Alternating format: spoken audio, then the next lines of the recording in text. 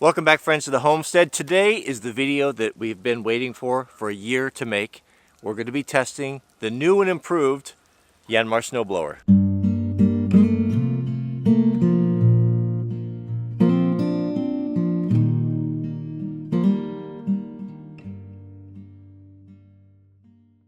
So of course behind me is the one-of-a-kind, a prototype of a front-mounted snowblower, a skid steer snowblower mounted on the front of a traditional tractor. Now this is a prototype, this is the first of its kind, and last year we ran into some problems because of lack of flow. So how this works is we've got a quick attach blower on the front and we've got a power pack on the back. So as we know, our regular traditional tractors, they run a power takeoff off the back. That in turn moves a big hydraulic pump.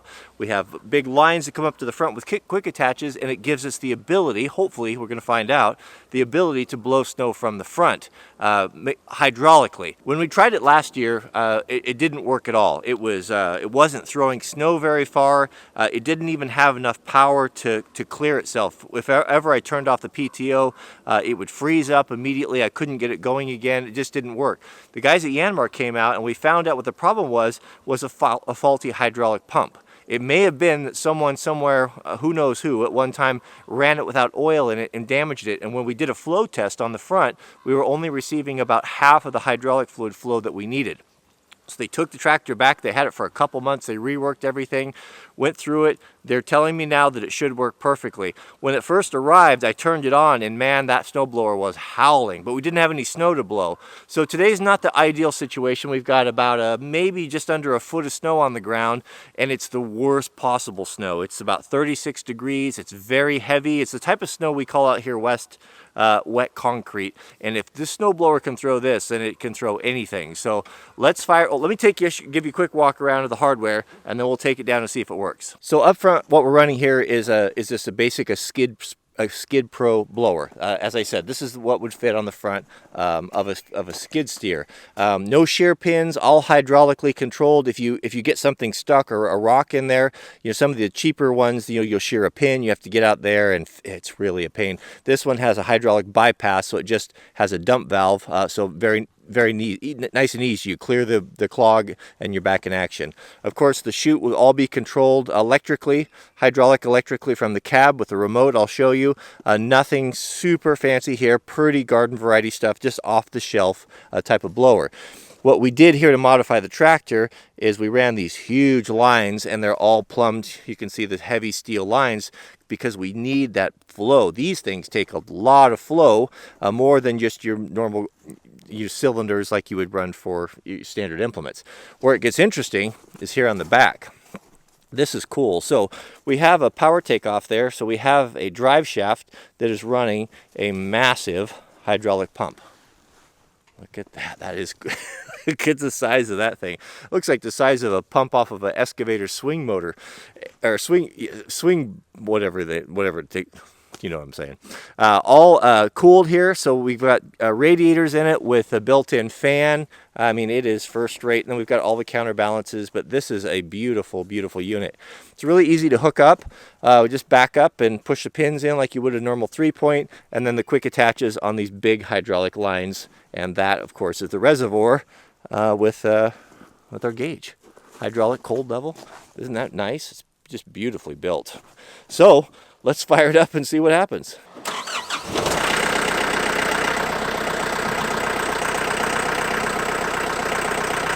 To get the blower going, it's going to be just like any other 3-point implement. We're going to engage the PTO, set the PTO speed.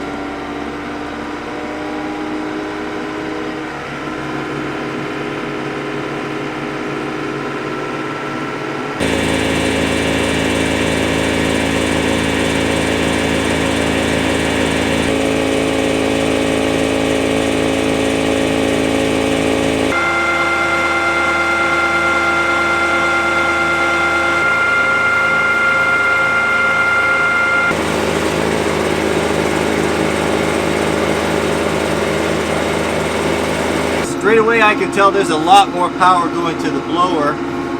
This is how it's controlled. So we've got 2 rocker switches on here. This one here is going to be your gate, your up and down, and then this one here is going to be the left and the right, so we can change the direction of the way we blow the snow.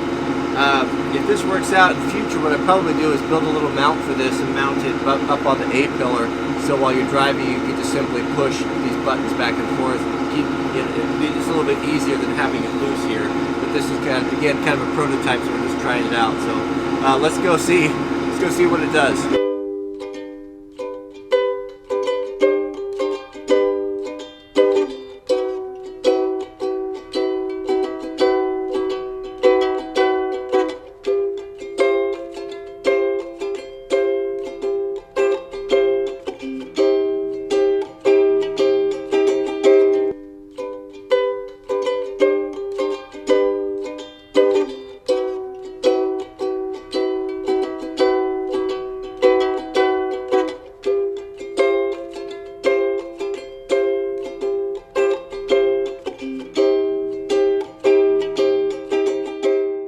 I apologize for the sunglasses. It is so bright out here. I was getting snow blind.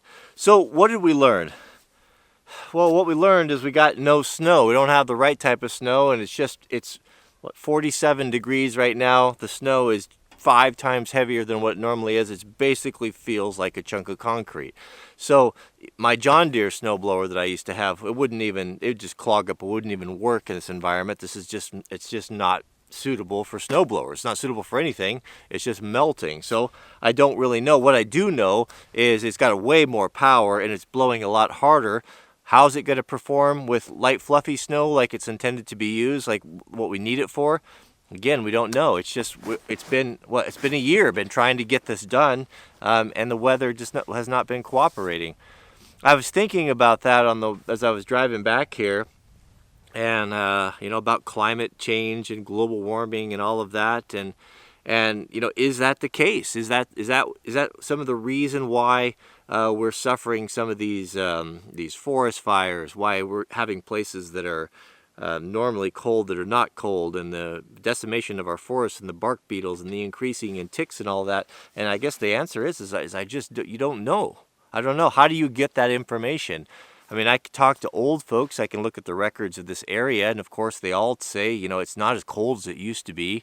There were stories of cattle farmers not far from here saying it used to get so cold that they'd even seen cows that had frozen to death standing up.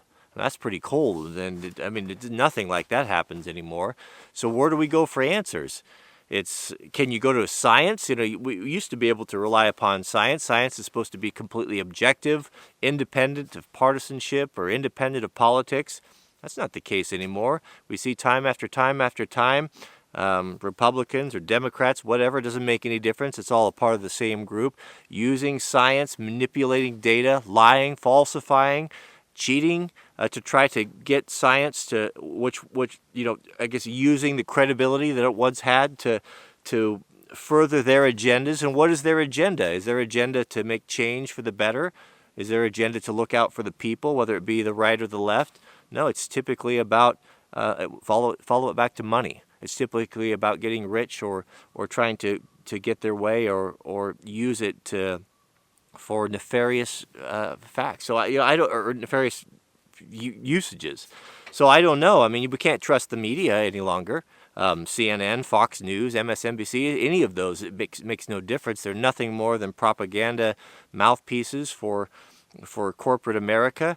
It's forced, I think, for most people like myself and people like you guys, thinking people, thinking men. Where do we get the answers? It's really sad when I have to. Well, I don't know if it's sad. I mean, it's sad that I have to go to independent media and little guys that are uploading YouTube videos and actually with their own money and their own time, citizen reporters reporting things, getting live feeds.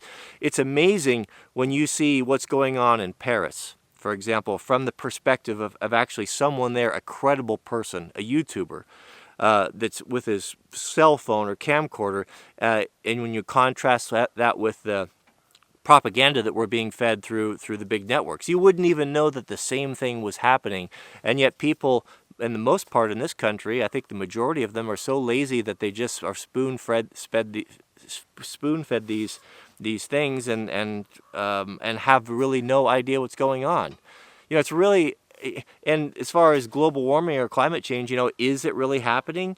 Well, I start looking at the data and I can only speak for this area. I mean, I'm not a scientist. I don't have time to go research this to death. I got more important things like putting food on my table and taking care of my family. But also, a guy kind of likes to know what's going on. So I start turning to independent independent reporters, and it's amazing where the truth is starting to come from. Just for example, there's this one guy that I followed for a long time who reports on the news daily. He's a YouTuber. What's his name? Sticks